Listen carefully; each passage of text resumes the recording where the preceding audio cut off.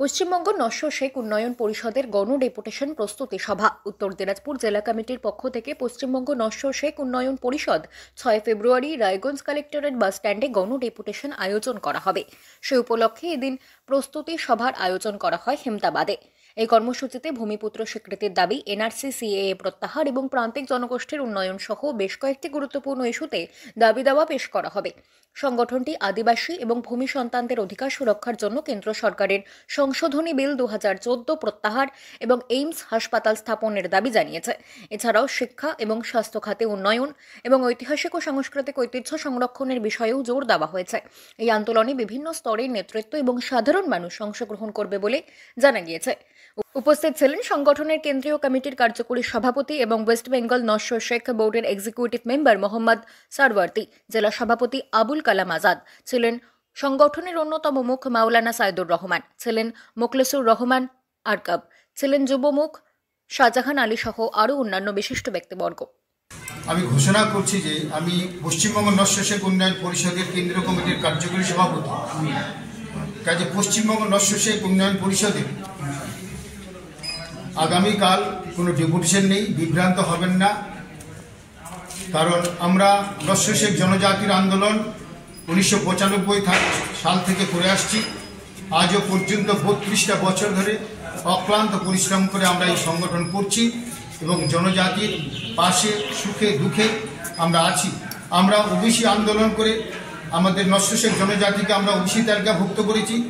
আমরা OBC A ক্যাটাগরিতে নস্য শেখ জনজাতিকে অন্তর্ভুক্ত করার ব্যবস্থা করেছি এবং তার সঙ্গে সঙ্গে 2019 সালে আন্দোলন করে আমরা নস্য শেখ ডেভেলপমেন্ট বোর্ড আমরা আদায় করেছি। কাজেই আমি পশ্চিমবঙ্গ নস্য শেখ উন্নয়ন পরিষদের পক্ষ থেকে বলতে চাই এই কথাই যে অনেকে ছড়াচ্ছে যে আগামীকাল হয়তো ডেপুটেশন, আগামীকাল আমাদের কোনো ডেপুটেশন নেই কর্ণজোড়া ডিএম এর কাছে। এই ঘোষণা আমি করছি। আমরা যারা নস্য শেখ, যেখানে আমাদের রাজবংশী আছে, আদিবাসী আছে, সেভাবে আমরা এখানকার নস্য শেখ জনজাতি, আমরা মূলত এখানকার নেটিভ, আমরা এখানকার আদিবাসিন্দা। সেই আদিবাসিন্দার স্বীকৃতি আমরা সরকারিভাবে আমরা চাইছি। সরকারিভাবে যদি বিধানসভায় আমাদের এই সরকার, আমাদের সদয় সরকার, আমরা জানি যে আমরা 90%, 98% আমরা যারা নস্য শেখ আমরা তারা এই সরকারটাকেই আমরা ভোট দিয়েছি। কাজে এই সরকারের কাছে আমাদের দাবি থেকে যায়, আমাদেরকে সুরক্ষিত করবে আমাদের মাননীয় মুখ্যমন্ত্রী, এই আশা রাখছি। এবং আগামী 6 ফেব্রুয়ারি কর্ণজোড়া ডিএম এর কাছে ডেপুটেশনে দলে দলে যোগদান করবার জন্য আমি আহ্বান জানাচ্ছি। কোন সংগঠনে কি দায়িত্বে আছেন এবং আপনাদের আজকে কি কর্মসূচি কোন ব্লকে অনুষ্ঠিত হলো, বিস্তারিত জানাবেন। আমি পশ্চিমবঙ্গ নস্য শেখ উন্নয়ন পরিষদের কেন্দ্রীয় কমিটির কার্যকরী সভাপতি। আজকে হেমতাবাদ ব্লক কমিটি পূর্ণাঙ্গভাবে তৈরি হলো এবং আমাদের আগামী দিনের যে কর্মসূচি আমাদের নস্য শেখ জনজাতিকে সুরক্ষিত করবার জন্য এবং নাবাব উদ্দেশ্য নিয়ে কেন্দ্রীয় সরকার